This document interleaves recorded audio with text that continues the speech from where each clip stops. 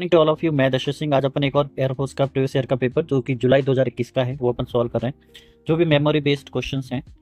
अब देखिए, पहला जो क्वेश्चन आपको दिख रहा है ये है एक्चुअली वन वर्ड का। इसमें आपको क्या देखना है, a building where grain is kept और स्टोर। ठीक है, तो ऐसी जगह जहाँ पे अनाज रखा जाता है स्टोर के लिए ताकि लॉन्ग समय तक वो खराब ना हो, उसमें इस टाइप की व्यवस्था होती है कि वो टेम्परेचर को अपना मेंटेन करता है। अब देखिए इसमें आंसर क्या हो जाएगा, इसका आंसर हो जाएगा ग्रैंडरी। ये काफ़ी और एयरफोर्स में आ चुका है। ठीक है, अब इसमें बाकियों का मतलब क्या है, बाकी ऐसे कोई इंपॉर्टेंट नहीं है, लेकिन ग्रीनरी का मतलब हरियाली हो गया, ये आंसर नहीं है। ग्रेट का मतलब हो गया जैसे अपन गाजर का हलवा बनाते हैं तो उससे पहले जो गाजर छीलते हैं, मतलब किसी फूड को बीच काटना या उसके टुकड़े टुकड़े करना। ठीक है, ये इसका आंसर नहीं है। ग्रैंड स्टैंड तो हो गया जो स्टेडियम होता है जहाँ पे अपन मैच वैच देखते हैं, जो छतवत होती है और सीटें लगी हुई होती है। तो फर्स्ट का आंसर हो जाएगा ग्रैंडरी, ऐसी जगह जहाँ पे अपन दाने को रखते हैं स्टोर लंबे समय तक करने के लिए, सेफ। सेकंड क्वेश्चन है आपका, ये है ईडियम। ये काफी इंपॉर्टेंट ईडियम है, काफी और एयरपोर्ट्स में रिपीट हुआ है। Have an axe to grind.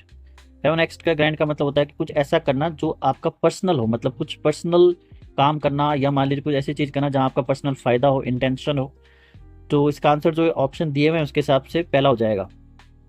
ठीक है, to have a dispute with someone. Quickly doing ये सब बेकार ऑप्शन है।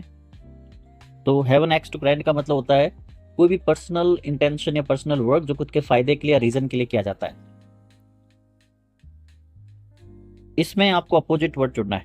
ठीक है, एडवर्सिटी का मतलब होता है, एडवर्सिटी का मतलब होता है आपकी कोई भी चीज़ जो विपरीत हो, खासकर हालात, ठीक है, या माहौल मौसम जो आपके विपरीत हो। और इसका जो आंसर हो जाएगा वो हो जाएगा आपके सी। कंटेनमेंट का मतलब होता है सेटिस्फैक्शन, हैप्पीनेस। अप्लिएक्शन का मतलब होता है किसी चीज़ से गुजरना, ये नहीं होगा। एडवर्टाइज तो कोई प्रचार करना। और एडमेंट का मतलब हो जाता है आपके कोई भी चीज़ जो आप चाहते नहीं करना, अनविलिंगली टू चेंज। ठीक है, तो इसका जो आंसर हो जाएगा आपका हो जाएगा कंटेंटमेंट। इसमें आपको वर्ड की जो स्पेलिंग उसको सही चुनना है, मतलब स्पेलिंग का क्वेश्चन है, बहुत सिंपल सा है। इसका आंसर जो हो जाएगा ऑक्यूपाई। ऑक्यूपाई मतलब किसी चीज़ पे को कवर कर लेना, ऑक्यूपाई कर लेना। ये गलत है, ये गलत है। पंचुअल में तो आपको पता है कि PUCTUAL, यहाँ पे ए लगेगा। और इसको अगर अपन देखें तो CIRCUMFERENCE, इसका मतलब होता है किसी की बाहरी सतह। ठीक है, सरकमफ्रेंस का मतलब। पांचवा है आपको वर्ब फॉर्म निकालनी है ओबीडियंस की। ओबीडियंस यहाँ पे है नाउन, किसी के अनुसार चलना कहने पे। ओबीडियंट होता है एडजेक्टिव, विशेषता जो बताता है। ओबे हो गया वर्ब, ये गलत वर्ड है, इसका कोई सेंस नहीं है। ठीक है, तो आंसर हो जाएगा इसका ओबे। चेंज द नरेशन करना है। क्वेश्चन क्या है आपके आगे, the station master said to me the train is 2 hours late. Station master ने मुझे कहा था जो ट्रेन है 2 घंटे लेट है। अब देखिए सेड टू मी का तो हो जाएगा told me. Said to me का किस में कन्वर्ट हो जाता है, टोल्ड मी। अब ट्रेन इज का हो जाएगा ट्रेन वॉज। इसका क्या हो जाएगा, वॉज, क्योंकि नरेशन में टेंस चेंज होता है। अब देखिए पहला ऑप्शन चेक करते हैं। टोल्ड मी तो सही है पर इज गलत है, तो ये आंसर नहीं होगा। सेज ये गलत है। ठीक है, आगे अपन जाएंगे नहीं। Master told me that the train was being का कोई लॉजिक नहीं है, ये गलत है। मास्टर टोल्ड मी सही है, दैट ट्रेन वाज सही है, तो आंसर क्या हो जाएगा। तो आपको वहाँ पे लिमिटेड टाइम होता है, तो आपको ट्रिक से क्वेश्चन ढूंढना। ट्रिक से आप तभी ढूंढ पाएंगे जब आप ज़्यादा ज़्यादा क्वेश्चन प्रैक्टिस करेंगे। नेक्स्ट जो है ये आपको चुनना है same word, similar in meaning. ठीक है, तो कॉशियसली का मतलब होता है कोई चीज़ केयरफुली करना, जानबूझ के, ध्यान से। तो इसका आंसर हो जाएगा प्रूडेंटली। रेकलेसली नहीं होगा, पोलाइटली नहीं होगा, रशली नहीं होगा। ठीक है, इसमें फिलिंग द ब्लैंक से आपको he has been out of the office since you last. ठीक है, वो ऑफिस से है जब से। सिंस के साथ क्या आता है, कोई पल, लेकिन पल को लिखा जाता है पास्ट सिंपल टेंस में। कैसे, पहले इसका आंसर देख ले। इसका आंसर हो जाएगा फोन्ड, ये है पास्ट सिंपल, बाकी यहाँ कोई ऑप्शन नहीं है। अब होता क्या है, जैसे मैंने कहा एग्जाम्पल के लिए, मैं तब से टीवी देख रहा हूँ जब तुम गए थे। मैं तब से टीवी देख रहा हूँ जब तुम गए थे, तो मैं क्या बोलूंगा, I have been watching TV since you went. तो जब भी सिंस के साथ आप किसी पल को लिखते हैं तो पल कौन से टेंस में लिखा जाता है, पास्ट सिंपल, ये आप ध्यान रखना। ठीक है, देखिए एक तो मैंने कहा मैं 2 घंटे से टीवी देख रहा हूँ, तो I have been watching TV for 2 hours। एक एग्जाम्पल के लिए मैंने कहा कि मैं 10 बजे से टीवी देख रहा था, I have been watching TV since 10 o'clock। तो सिंस 10 o'clock और 1 घंटा, ये तो हो गया ड्यूरेशन। लेकिन मुझे अगर पल बताना, मैंने कहा मैं तब से टीवी देख रहा हूँ जब तुम गए थे, तो तुम्हारा जाना एक पल है। उस पल को अगर मैं लिखूंगा तो उस पल को लिखने के लिए सिंस काम आएगा, लेकिन टेंस कौन सा काम आएगा? Past simple. तो I have been watching TV since you went, तो वैसे यहाँ पे हो जाएगा ही has been out of the office since you last phone. ये फोन पास्ट सिंपल टेंस है, ये यहाँ पे क्रिया है।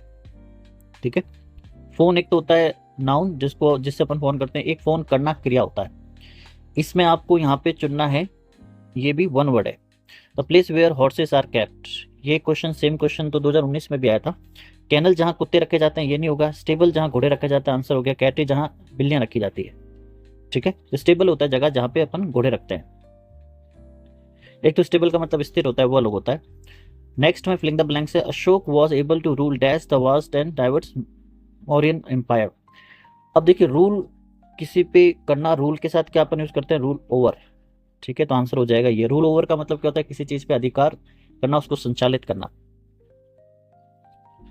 फ्लिंग, ये आपके एरर के क्वेश्चन है। देखिए पहला क्वेश्चन है he was debarred to attend the monsoon session of the Parliament. इसका मतलब होता है किसी को कानूनी तौर पे रोकना। ये बहुत अच्छा क्वेश्चन है, एसएससी लेवल का क्वेश्चन है। अब इसमें प्रॉब्लम क्या है? इसमें प्रॉब्लम यहाँ है क्योंकि इस टाइप की वर्ब है जिसके बाद प्रीपोजिशन आता है, वो प्रीपोजिशन आता है फ्रॉम। अब फ्रॉम के बाद ये आईएनजी फॉर्म लेता है जिसको अपन टेक्निकली जेरेंट कहते हैं।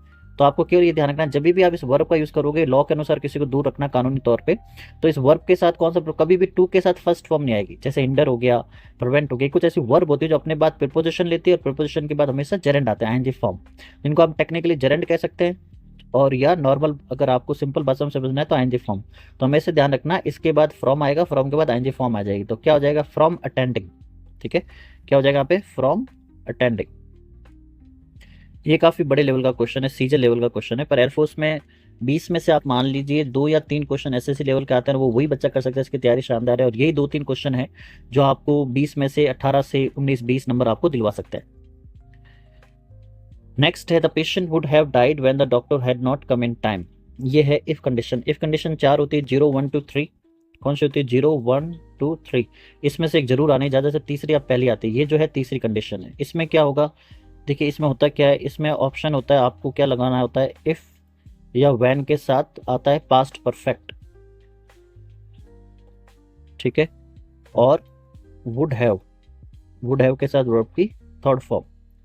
अब इसमें दिक्कत क्या है? इसमें पास्ट परफेक्ट भी आया है, वुड हैव भी लगा देगा। वुड हैव डाइड भी सही है, ये थर्ड फॉर्म है, ये भी सही है। ठीक है, और हैड नॉट कम भी सही है। लेकिन यहाँ पे अगर आप ऐसे पढ़ोगे the patient would have died when the doctor had not come in time, when से यहाँ सेंटेंस बन नहीं रहा लॉजिक, जब आप इसे पढ़ोगे तब। जब नहीं, अगर। अगर के लिए आपको क्या करना पड़ेगा? अगर के लिए आपको लगाना पड़ेगा इफ। तो क्या हो जाएगा? The patient would have died if the doctor had not come in time, तो यहाँ पे आएगा इफ। ठीक है, क्योंकि वैन जब नहीं, अगर डॉक्टर समय पर नहीं आ चुका होता तो जो मरीज है उसकी मौत हो चुकी होती। तो अगर से ये लॉजिक बैठता है, वैन से नहीं। फिर देखिए क्या है, he said don't dash me when I am talking to you. तो ये फिलिंग द ब्लैंक से डोंट लगाया, डोंट के साथ कौन सी वर्ब आती है? वर्ब की फर्स्ट फॉर्म। आज भी इसी टाइप के क्वेश्चन आता है, बिल्कुल मत डरिए, बहुत इजी क्वेश्चन आता है। इंटरप्ट, डोंट के साथ फर्स्ट फॉर्म आती है तो इंटरप्ट की फर्स्ट फॉर्म है, तो आंसर हो जाएगा इंटरप्ट। ठीक है, तो do he said don't interrupt me when I am talking to you. Alright, तो ये मेमोरी बेस्ड क्वेश्चन थे। और पैसेज के लिए मैंने आपको पहले भी कहा, पैसेज के लिए मैं एक अलग से पूरा, उसमें मैं कोशिश करूंगा आपको 5 से 6 पैसेज एक साथ ही सॉल्व करा दूं एक ही वीडियो में, क्योंकि कुछ बच्चे पैसेज सॉल्व करना पसंद करते हैं, कुछ नहीं करते हैं। किसी के लिए बहुत ईजी लगता है, किसी के लिए पैसेज भी चुनौती होती है। चलिए, बाकी कोई डाउट है आप कमेंट करेगा, वीडियो को लाइक करेगा, चैनल सब्सक्राइब करेगा। Thank you for watching. Thank you.